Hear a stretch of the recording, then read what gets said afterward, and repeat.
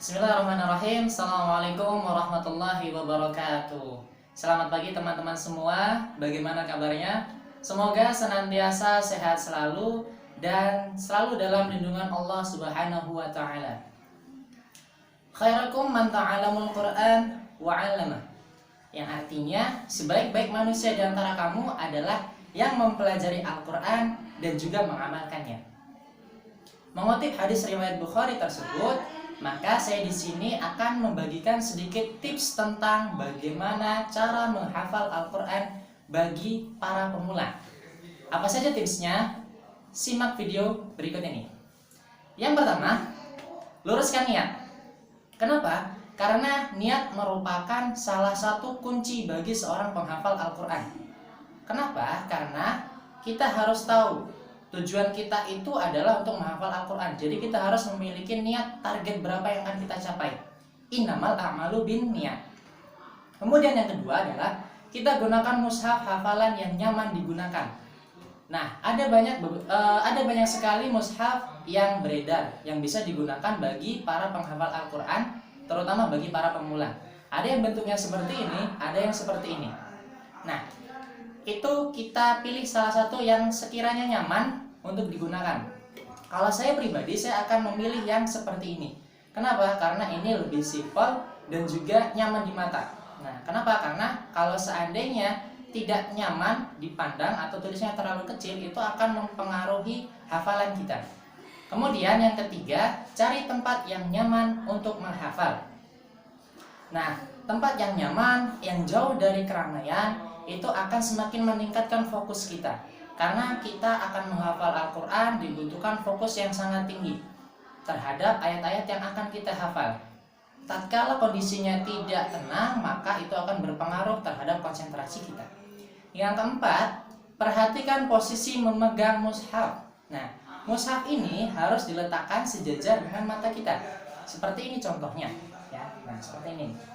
Ya, pas di depan mata kita. Kenapa?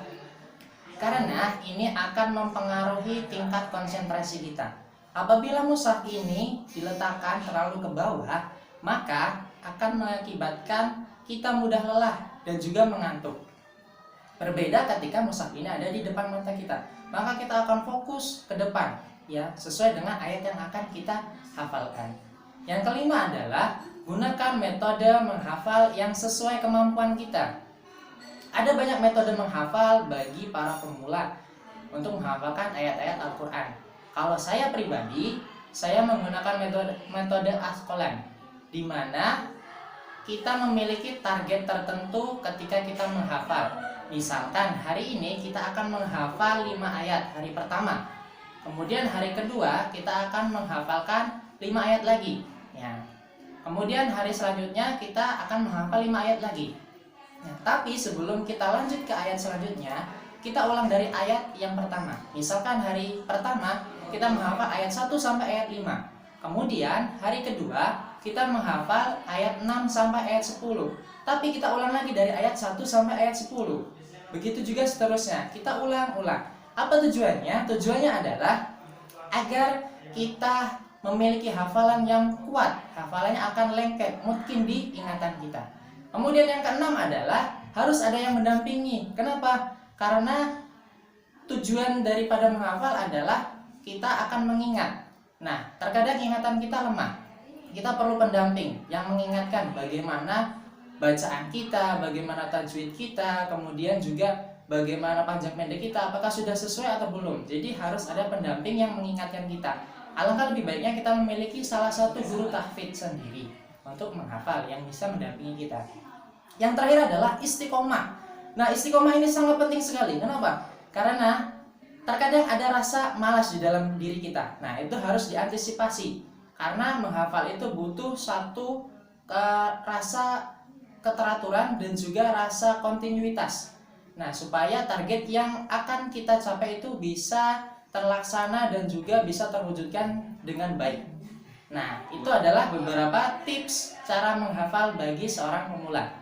Semoga bermanfaat untuk teman-teman semua di rumah yang ingin menghafal Al-Quran dan juga bagi diri saya pribadi.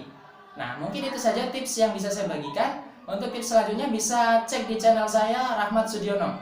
Sekian dari saya, wallahul muwaffiq ila aqwamit thoriq. Wassalamualaikum warahmatullahi wabarakatuh. Semangat!